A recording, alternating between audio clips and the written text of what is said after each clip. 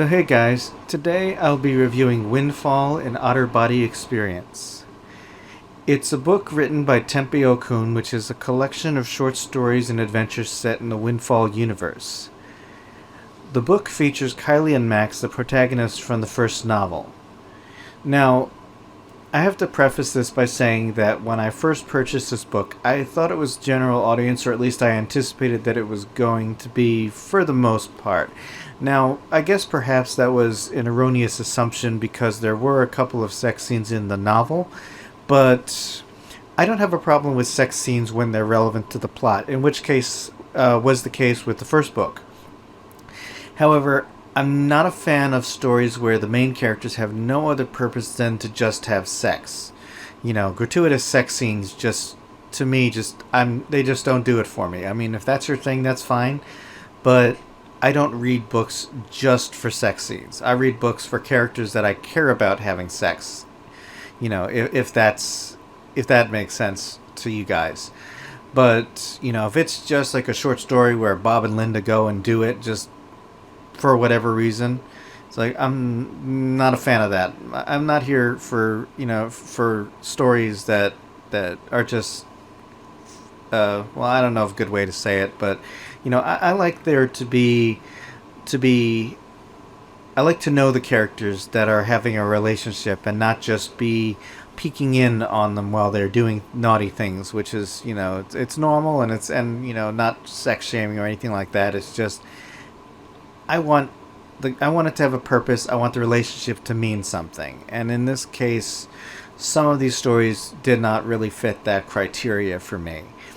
Now, I mean, I'm not going to talk about every single short story in this, but just the ones that really kind of stood out to me. There was the Halloween story, which was called In the Dark. And I kind of felt that the sex scene here was unnecessary. Mostly just, for me, it felt like a lost opportunity to just do a pure ghost story. Instead, the sex scene was just kind of shoehorned into the end of the short story with no real indication that that's what was happening.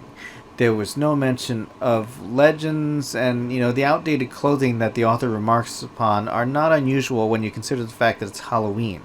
So if you didn't know better, you wouldn't necessarily know that it was supposed to be a ghost story until at the end, when there's a slight indication that somebody she ran into had died years ago, which to me didn't feel like it was set up well enough that I could have picked it out if I didn't reread the story a second time. And it's not one of those things where you finish the story and then all of a sudden things make sense. It more felt to me like it was just almost an afterthought where this was turned into a ghost story. I mean, the writing was good quality. It's like Tempe O'Kun is a good author, and I want to make sure that I make that clear. But in this particular case, it just felt like for what I was expecting, it didn't really hit the mark. And the Christmas story, which was titled Home for the Holidays, overall, I thought it was a nice and intimate story about the two main characters and their mom, because, I really kind of like Kylie's mom. But again, this story just had an unnecessary sex scene at the end, and I would preferred, at least for the case of the Christmas story, just wholesome holiday fun, because it kind of seems like it's just, I don't know, it just kind of feels like one of those things that should happen off camera in the case of these two short stories. And I just have to say that I really wasn't a huge fan of Hard Sleeper and the story titled Forget Me Nots and Told You So's. There really wasn't much to them. Both of them were basically extended sex scenes. I mean, Forget Me Nots and Told You So's was kind of pretty much about the concept that everybody on the cast knew about you two having a thing before you two did. Which, I mean, I like that, and it's a good setup for one of, romance stories, either short or a full novel. But I just kind of felt like there wasn't enough to it. And considering the fact that they've already covered this ground a couple of times in the first novel and the rest of the book, that it just wasn't necessary. It just told you information you already had, and I felt like that was kind of pointless. And Hard Sleeper, just, I don't know. I mean, it's porn, and it's, if you're here for porn, that's good. and it was a well written story. It's like, I have to admit, it's like I'm not that good at writing sex scenes, but I am good at writing stories, or at least I like to think I am. And I don't know, these two were just ones that I could have done without. Now, I mean, the one I really want to talk about, and then, I want to make it clear that it's like this was a good book if you're into, if you like the characters, if you don't mind the sex scenes, but I think a lot of them could have been integrated better into the material. But, I don't want to make this sound like it's a negative review, because it's not. For the most part, it's just kind of one of those things that if you haven't read the book or were thinking about it, I want to make sure that you know exactly what you're getting.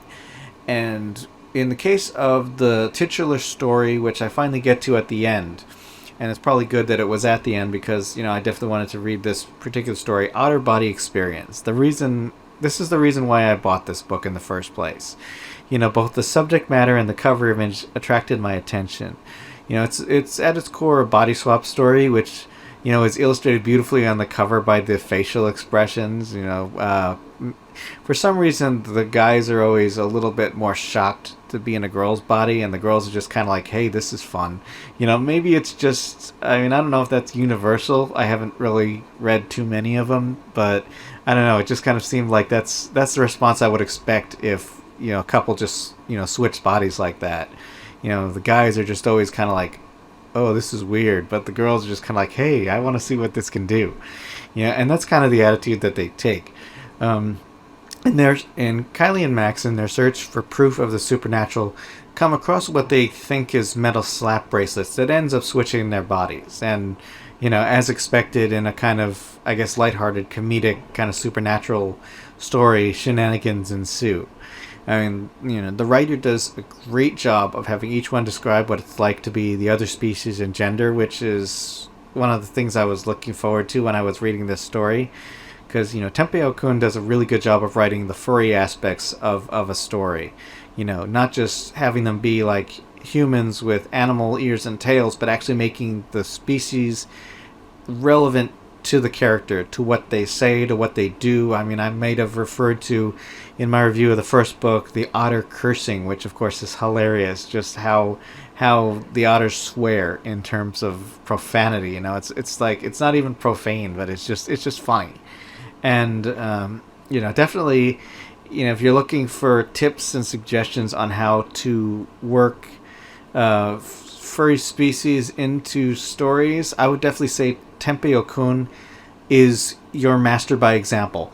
Watch this writer, because he knows what he's doing in terms of making these species part of the character and making it relevant. So if you're interested in furry writing, if you want to try and do it yourself, study this writer, study his style, because he does a great job of making sure that you know exactly what species they are and how it would affect a humanoid version of this species. But let's see, what else is there? The different approaches that each one of the characters takes to the whole experience of being in the other's body is entertaining, and it's a really good character study for both of these characters, because Kylie and Max are two very different personality types. Max is kind of one of those people that has a lot of power and understands what it can do and the respect that you need to have when you have all the power. And, Kylie is just one of those people that I guess is just... I'm having a hard time thinking of how to describe her other than just... she's one of those characters that you just like to be around. She's kind of one of those people that makes conversations and scenes entertaining. When she becomes Max, she's much more carefree about the whole thing. She's just having fun being like a big, buff husky. And, Max, on the other hand, is more frustrated with the fact that, female otter body doesn't work the same way as a muscular male husky, and it takes him a while to get used to it. Whereas Kylie is just kind of like, wee, I can just smash things now. And I guess it's kind of the difference between being used to having power and not having it anymore versus having all this power that you never had and never have the experience to control. And while there's no real antagonists, in this case it really doesn't matter, because just the development of the characters is enough to make the story interesting without a bad guy or any kind of opposing force to really stand up against the main characters. And I'd have to say that the ultimately the Chamber of Commerce ends up providing the solution to their problem, and they end up understanding each other a little better after a little bit of fun, which of course is a little bit. I guess it's the only real sex scene, I guess, in this particular short story. But in this case, I kind of think it had to be there because, let's all be honest, if you and your partner switched bodies, you would probably do it too. And I mean, in this particular case, it, rather than feeling tacked on, felt like the natural conclusion to the story. And that was why I really liked this particular story for being adult, just because, again, it wasn't adult for adult's sake, but it to me seemed like the result that anybody would involve themselves in at the end of the story. And, of course, each one individually ends up making trouble for the other, because, I mean, what is a body swap story without causing a little bit of trouble for your partner, inadvertently or otherwise? Overall, I'd say it was a good story. It was the best of the lot, and I mean, for the most part, I would definitely recommend this book. I would say it was worth the purchase, and it's a good set of short stories. The only thing, at least as far as my preference, is that I really wish that some of the stories that had adult material had left it out, and I feel that some of the ones that were designed to be adult stories really could have stood to have a little bit more build up to make it warranted.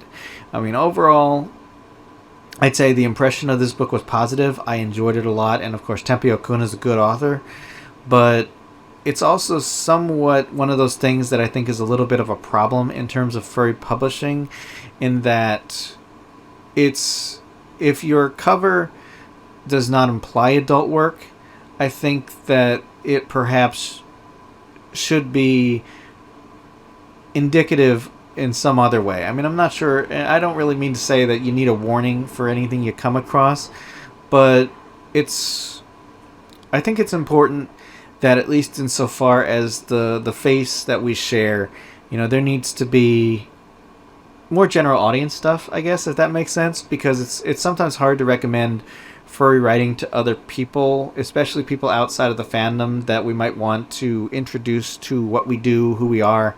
And it's kind of hard to do that, especially, and admittedly, and I know that there's romance novels and that there's like dime store romance and all kinds of books about, because, I should randomly tell you about this romance novel I read years ago, which had, the characters have sex 6 times in the course of the plot, and I think that's way too much for a novel. And this was a mainstream romance novel, supernatural romance, because I wanted to have read at least one romance novel in my lifetime. This was the one, and overall I have to say that it was just but that's a whole nother conversation. But just to put it mildly, it's like I'm not a prude. I get that sex happens and that it happens in furry books, but it's also one of those things that I kind of wish that if it was there, that it was necessary, and that I guess I kind of felt like I had no reason to particularly to think that it was going to be an adult title, and it really isn't. I mean, it's got adult material in it, but it also kind of feels like that was not necessarily evident from the cover.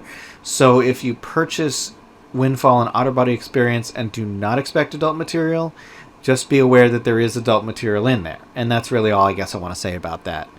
But, overall, I would recommend it. And Tempe O'Kun is a great writer and a good example of a lot of aspects of furry writing, both in terms of plot, character development, using the furry aspects of animals in your writing. And, it's definitely an author worth following, and a great furry author. And, that's it for now. So I'll see you next time. Thanks for watching, and if you liked it, click the subscribe button and leave a comment below. You can also find me on Twitter and a few other places on the web, or support me via Patreon or Ko-fi. Zebra hugs!